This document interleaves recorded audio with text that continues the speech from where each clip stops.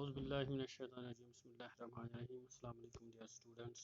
Today we will take up one of the important aspects of plant physiology, as also important aspect of botany, that is biological nitrogen fixation. We know that our atmosphere contains about 78% of the nitrogen, and 78% of the total atmosphere or air is comprised of nitrogen, but only a few living organisms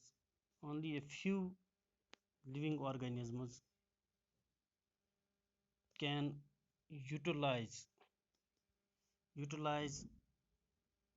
the atmospheric nitrogen, this atmospheric nitrogen, because this atmospheric nitrogen occurs in the form of this nitrogen N2. This nitrogen is mostly not available to the plants, to the animals, to most of the living organisms, not able to use this atmospheric nitrogen. But only certain living organisms, that too prokaryotes, only some prokaryotes, they are able to use this form of nitrogen. Most of the living organisms, they are not capable of using this atmospheric nitrogen, but only certain species of prokaryotes, they are capable of fixing using this nitrogen, or converting this nitrogen into that form which can be used by these living organisms, these prokaryotes and other living organisms. This process of, as I have already told you, this reduction of this nitrogen, and the reduction of this nitrogen, atmospheric nitrogen, reduction of atmospheric nitrogen to ammonia, to ammonia, by these living organisms, this we call as biological nitrogen fixation. This we call as biological nitrogen fixation. And this nitrogen fixation, this is carried out by some bacteria, by some cyanobacteria, and also by some actinomycetes. And only three groups of living organisms, and all these three groups belong to prokaryotes, that is bacteria, cyanobacteria and actinomycetes. They are able to fix this nitrogen, that is convert this nitrogen into ammonia, into that form which other living organisms can use.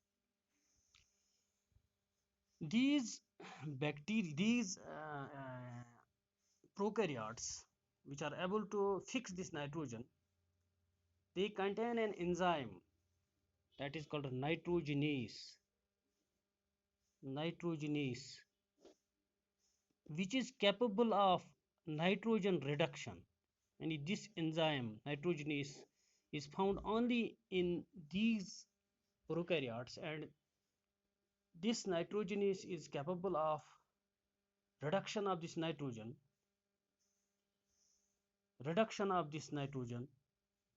and to convert it into ammonia.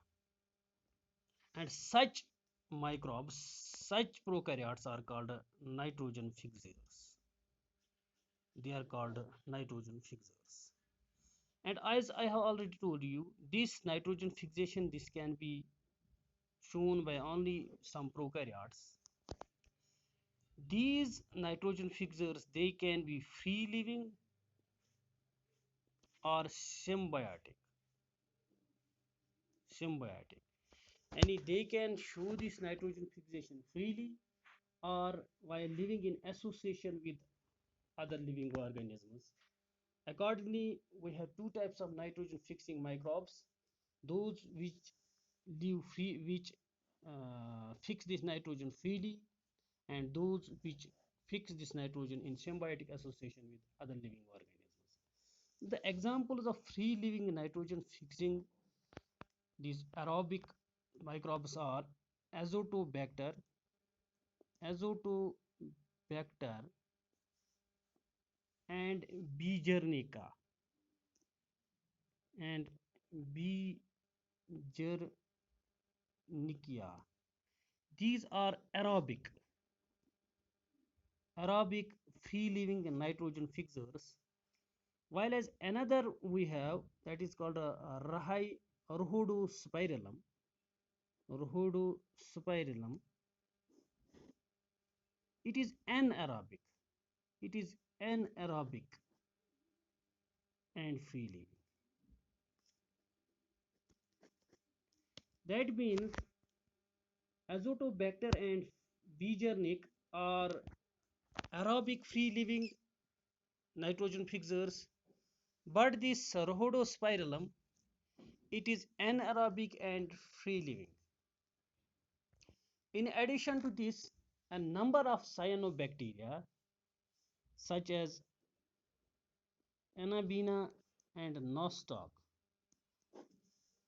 are also free-living free-living nitrogen fixers. Free-living nitrogen fixers. That means free-living nitrogen fixers include Azotobacter and Beijerinnica, which are aerobic, Rhodospirillum, which is anaerobic, free-living, and Anabaena and Cyanostoc, which are two important cyanobacterians. They also fix this nitrogen freely. They are also free-living nitrogen fixers. Free-living nitrogen fixers. This is the first aspect, that is free-living. Now symbiotic. So far as the symbiotic nitrogen fixation is concerned, several types of symbiotic biological nitrogen fixing associations are known, and if we see many living microbes are there, we show symbiotic association with other living organisms for this nitrogen fixation. But the most prominent and common and the most important among them is the legume bacteria relationship. Bacteria relationship. We also call as rhizobium legume relationship. In which a rod-shaped species of bacteria, that is rhizobium, shows a symbiotic relationship with the roots of several leguminous plants. With the roots of several leguminous plants such as alfalfa,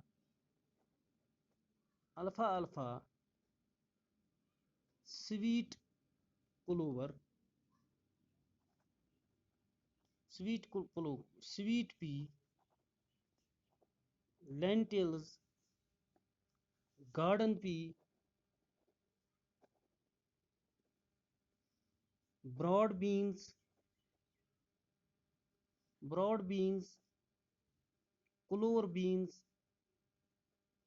etc. And if the roots of these leguminous plants, they form a symbiotic association with this rhizobium. And the most common association on roots, this association between roots of leguminous plants with this rhizobium bacteria, this takes place in the form of nodes or nodule. This is shown by the form of special outgrowths, small outgrowths on these roots, which are called nodules. Similarly, an actinomycete that is called Frankia. It also forms a symbiotic relationship, but with the roots of some non-leguminous plants like Alnus. And rhizobium forms symbiotic association with the roots of leguminous plants, but Frankia also fixes nitrogen, but it also shows root nodule formation, but on the roots of some non-leguminous plants like Alnus. Both rhizobium and Frankia although they are free living, यानी बहुत rhizobium and frankia, rhizobium and uh, rhizobium and frankia, although they are free living, but they live as symbionts for nitrogen fixation, for fixing atmospheric nitrogen. And although they are free living, but as symbionts can fix atmospheric nitrogen. But as symbionts can fix atmospheric nitrogen. Now, the mechanism of nitrogen fixation we will take in another video. This is all for today.